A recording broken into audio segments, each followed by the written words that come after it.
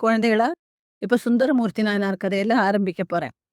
சுந்தரமூர்த்தி நாயனாருடைய அம்மா, அப்பா பேர் சடைய நாயனார், இசைஞானி அம்மையார்ன்னு அவ 2 பேரும்.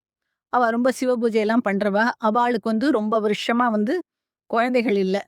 ரொம்ப சிவன வேண்டி, வேண்டி இது பண்ணிட்டு, அப்புறமா அவளுக்கு ரொம்ப அருமையா ரொம்ப, ரொம்ப அழகா ஒரு குழந்தை பொறக்கறது. அந்த குழந்தை தான் சுந்தரர். இந்த சுந்தரர் பொறக்கும்னால, அவர் ஏன் சுந்தரரா பொறந்தாருங்கிறத சொல்றேன். சிவன் ஒரு நாள் அங்க கைலாசத்துல அவர் கண்ணாடியில பார்க்கறத, அவருடைய உருவமே அவ்வளவு அழகா தெரிஞ்சத பார்த்து அவரே மயங்கி போயிட்டாராம். அவர் அந்த கண்ணாடியில இருக்கிற பிம்பத்த பார்த்து சுந்தராபான்னு கூப்பிடுறார். உடனே அவள்லாம் சுவாமி தானே, நம்ம இப்ப கண்ணாடியில பார்த்துட்டு வான்னா எதுவும் வராது. உடனே சுந்தரர் கண்ணாடியிலேருந்து இன்னொருத்தரா வந்துடுறார். அவர் just like shadow of Shiva அந்த மாதிரி. அது எதுக்கு சுந்தரர் அந்த மாரி வரவழைக்கிறார் சிவன்னாக்க, 60 நாயன்மார்கள். அவாளுடைய கதையெல்லாம் எழுதுறதுக்கு பூமிக்கு சுந்தரர் போய், அதுக்கு ஆரம்பிச்சு வைக்கணும். அப்படிங்கிறது அவருடைய எண்ணம். அதுக்காக தான் சுந்தரர் மிச்ச யாருக்குமே கதையே தெரியாது. திடீர்னு எப்படி எழுதுவா? இப்ப சுந்தரர் சிவனோட அம்சம்னா, அவருக்கு நெறைய தெரிய சான்ஸ் இருக்கு. அதனால அவர் அப்படி அழைக்கிறார்.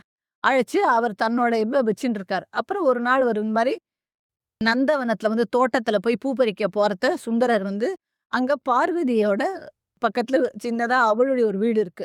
அதுல பார்வதியோட தோழிகள்னு 2 பேர் இருக்கா. ஃப்ரெண்ட்ஸ். 2 பேரும் மேல ஜன்னல் வழியா சுந்தரர பார்க்கிறா. இவரும் அவள பார்க்கிறா. அவ 2 பேருக்கும் சுந்தரர் அழகுன்னா அப்படி ஒரு அழகு. ஏன்னா சிவனுடைய இதுவே தானே அவர். அதனால தான் பேரே சுந்தரர். அவ்வளவு அழகு. அவ இவர பார்க்கவும் இவ்வளவு அழகா இருக்காளேன்னு மயங்கிடுறா. இவரும் அவள பார்த்துட்டு அவ பார்வதியோட தோழிகள் இல்லையா? அவளும் ரொம்ப அழகா இருக்காளேன்னு மயங்கிடுறான். இது தெரிஞ்சு சிவன் என்ன செய்ய நினைக்கிறார்? ஆல்ரெடி அவர் சுந்தரர கீழ அனுப்பிச்சு, கீழனா என்ன பூமிக்கு அனுப்பிச்சு, இந்த நாயன்மார்கள் கதைய எழுதுறதுக்கு இவர் தான் ஸ்டார்ட் பண்ணணும்னு நெனச்சுட்டு இருக்கார்.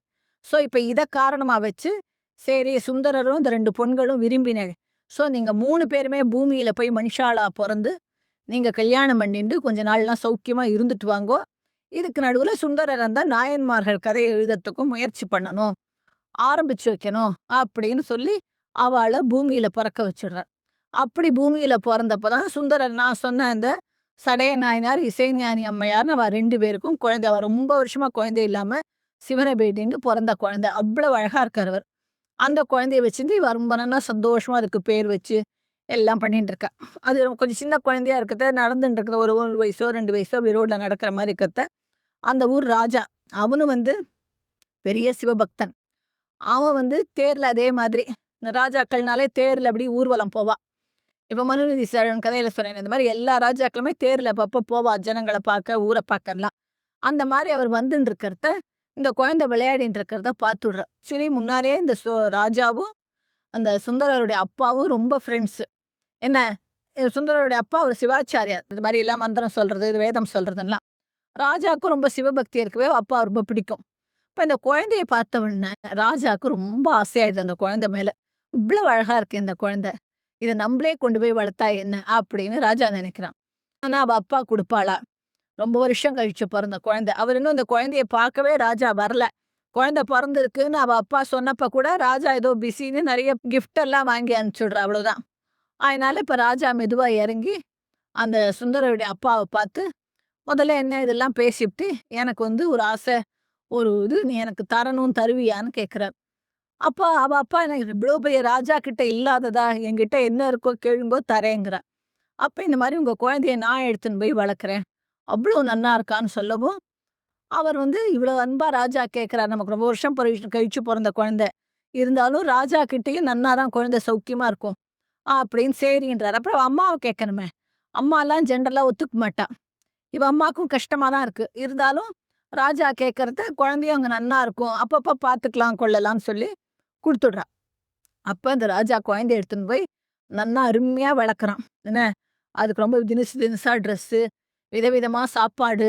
இப்போ அவ அப்பா அத்தலாம் நம்பலாம் சாப்பிடுற மாரி தான் சாதாரணமா சாப்பிடுவா. ராஜா அத்தலாம் எவ்வளவு சாப்பாடு, ஸ்வீட்டே ஒரு 10, 15 ஸ்வீட் இருக்கும். நெறைய இந்த மாரி சலாட் இருக்கும். நெறைய சாதத்துக்கு நெறைய நெறைய சாம்பார், ரசம் இல்லாம இன்னும் நெறைய கறிகாய்கள், கூட்டும் அது இதுன்னு இருக்கும். தயிர் அப்படி, பழங்கள் இவ்வளவு. இந்த மாரி ஐஸ்கிரீம் இந்த மாரி எல்லாம் இருக்கும். அதனால குழந்தைக்கு சாப்பாடு நல்ல நல்ல பட்டு அதுல வேஷ்டி எல்லாம் வாங்கி தர முடியும். ஆனா, அந்த குழந்தை ஒரு பிராமண அப்பாவுக்கு பொறந்தது. அதுக்கு மந்திரங்கள், வேதம்லாம் சொல்லி தரணும் இல்லையா? அதனால ராஜா என்ன நினைக்கிறார், அந்த குழந்தைய நம்ம தான் கூட்டின்னு வந்துட்டோம். நம்ப இதுபடியே வளரட்டும்னு இல்லாம, குழந்தைக்கு வேதம், மந்திரம்லாம் சொல்லி தரணும்னு ராஜானா நெறைய இருப்பாள. எல்லாரும் ஏற்பாடு பண்ணி, அந்த குழந்தைக்கு சகலமும் சொல்லி தர ஏற்பாடு பண்ணிடுறா. வேதங்கள், மந்திரங்கள்லாம். அந்த மாரி இந்த 7 வயசுக்குள்ளேயே குழந்தை நெறைய கத்துன்றதும். ஏன்னா, அது சிவனுடைய அம்சம் இல்லையா? சீக்கிரம் எல்லாம் கத்துன்ரும். அப்ப குழந்தைக்கு பூணல் போடணும். அவ அப்பாலாம் கூப்ட்டு எல்லாரும் பூணல் போட்டு பண்றா. அப்படி ரொம்ப எல்லா வித்தையும் கத்துண்டு அதுக்கு 16 வயசு ஆகுது. 16 இயர்ஸ். 16 இயர்ஸ் ஆறத்த குழந்தைக்கு கல்யாணம் பண்றத பத்தி யோசிக்கிறா. அப்பல்லாம் இந்த மாரி சீக்கிரமாவே கல்யாணம் பண்ணிடுவா. 16 இயர்ஸ் பையனுக்கே. கல்யாணம் பண்ணணும்னு யோசிக்கிறத ராஜா உடனே அதுவும் அவ அப்பாவ தான் கேட்கிறா. ஏன்னா தனக்கு இஷ்டமான பொண்ணுன்னு பார்க்கல. அவ அப்பா, அம்மாவுக்கு எந்த பொண்ணு இஷ்டமோ அந்த பொண்ண தான் கல்யாணம் பண்ணி வைக்கணும்னு கேட்கறத, அவ அப்பாவும் ரொம்ப நாளா எனக்கு தெரிஞ்ச இன்னொரு ஃப்ரெண்ட் இருக்கு. அவா பொண்ண கல்யாணம் பண்ணலான்னு பேசி முடிவு பண்ணி, கல்யாண நாள்லாம் குறிச்சு, எல்லாம் கல்யாணம் பண்ண அமர்க்களமா பண்ணிடுறா. ஆனா அந்த கல்யாணம் நடந்ததா இல்லையான்னு நான் அப்புறமா சொல்றேன்.